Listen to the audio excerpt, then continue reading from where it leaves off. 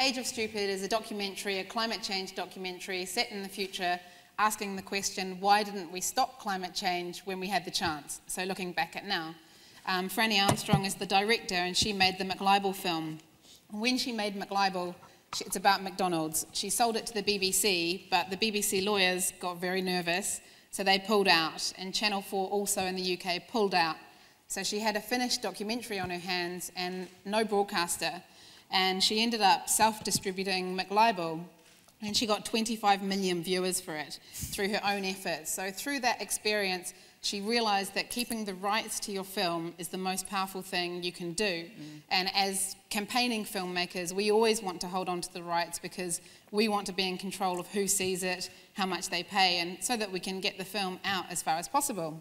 We came up with this idea, crowdfunding, and we wrote it on the back of an envelope, and we decided we would sell 100 shares for £500 each, just to start.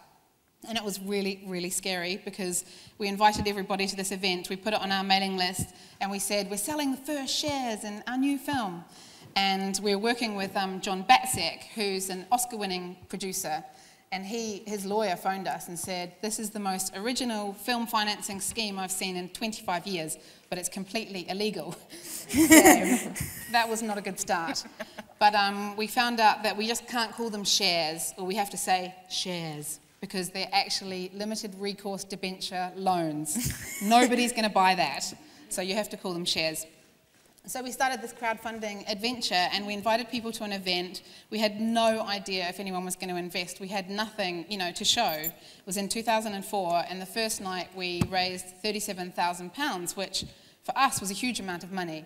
And how much have you now managed to get altogether? Oh, £1 million, without giving away any of the rights. And the people investing at the end, I mean, you do tell them, there's literally no way they can get their money back. It's by the end of the project, we escalated we decreased their percentage and escalated the price. So they were getting, for £10,000, you were getting 0.01%, I think it was, or 0.1% of the profits of a documentary film about climate change. First of all, if you could explain a little about what Tuco Pro is. Well, Tuco Pro is quite, do you hear me? Yeah.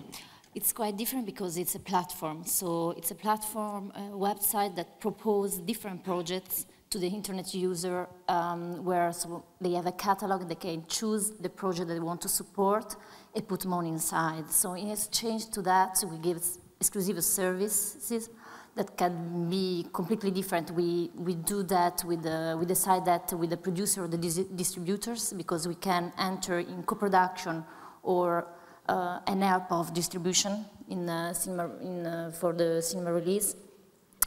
And people can,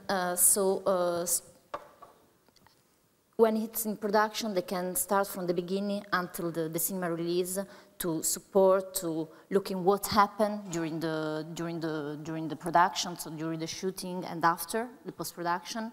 And they start to be involved on the project because they are really part of it. We decide a minimum amount that we are looking for on the website. Right. People can put the money.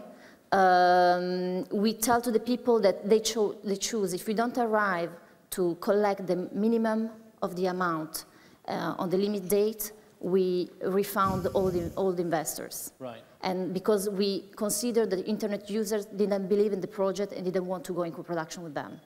So we decided to do that it was a second development of the website, because we wanted that people was more free to put money also in little projects without a big cast or things like that, but because they really believe in the project. And because what we try to do is really to create communities around the project. So it's not only the money that we're looking for, but it's really the supporters. Do you recognize some of the issues that are inspiring this kind of change?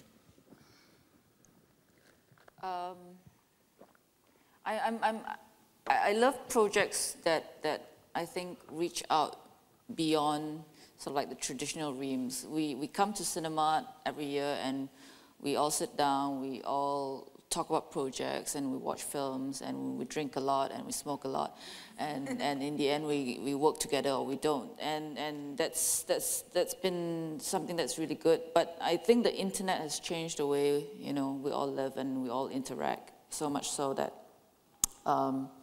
we take it for granted a lot too.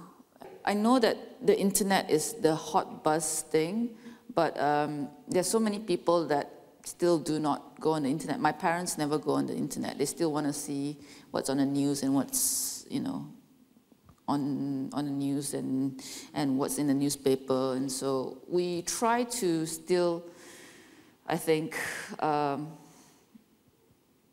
find ways within the conventional modes of filmmaking within Asia to break new grounds there. I guess when I'm looking at audiences today, I look at my 20-year-old niece and my 11-year-old nephew and go, what are you doing? Because yes, of course I want my movies to go out in the cinema, but maybe that's just not the way that people really want to watch movies anymore. You know, and I've got to learn how to change, go with the flow. It seems to me that if you can mobilise the audience so that the audience becomes the means to get to the theatre, the audience takes on a lot of the responsibility. It seems to me that's one of the most exciting parts of this whole process, that suddenly it becomes, it seems to me that will genuinely reignite cinema as a medium if you've got audiences taking you there because they want to see it on the big screen and you've made them become the distributors in their own right to an extent. Yeah, I think you know what you've done so brilliantly is you've taken on board being a marketer, an advertiser, a producer. You know, and I think for so long as producers we've sort of been we've been curtailed a bit at being involved in all of that, and yet I think, you know, with this new model, it allows us to be more creative in the ways that you actually get movies out there and get other people to participate in getting your movies out there, if you see what I mean. Because otherwise you're just sort of beholden all the time waiting, oh, no one picked it up for the US. You know, you can't really do anything. And, I mean, Blue, the first movie we made, which, you know, kind of was made under this model and only helped through the Rotterdam Film Festival. But if I speak to any South American filmmakers, they've seen it. It's not been released in one South American country, as far as I know. You know, so actually I think piracy can be a really good thing. You know, piracy can be a really good thing. You know, why not? You know, maybe we need like a PRS thing, you know, it's something that we've got that monetises music in the UK. Maybe we need that for music. I mean, you know, I don't know, we just need to think differently. We talk about piracy as the problem, and that's become the obsession of the industry, but surely invisibility at the other end is the big problem too. I think what we're talking about here with Yuhan, is that people, when they have a choice of films, albeit that those films are illegal, they're not choosing necessarily Transformers, and you know they are experimenting, and TV isn't giving you the option to see in the mainstream the kind of films that Rotterdam wants to do. And whether it's a good thing or a bad thing, it seems to me very relevant at the moment. Yeah, for sure. I mean, I think what Rotterdam have really hit, you know, Cinema Reloaded has really hit on is that in a way, yes, the film's interesting, but actually kind of the directors need to be the stars. I think that's the difference between the kind of cinema we make, and obviously piracy is a big issue for Hollywood because it really does damage their revenues. But for us, in a way, it can be really helpful. You know, we need to give our directors more profile, and this kind of, you know, Cinema Reloaded does exactly that. So there is a sort of direct connection. So people are suddenly more interested in who they are, what they're doing, what are they listening to, where are they going, you know, what have they visited. And then it's not just about, you know, like a one-stop shop. You know, I mean, that idea of making a website just for a standalone movie feels archaic now, and it feels so old-fashioned.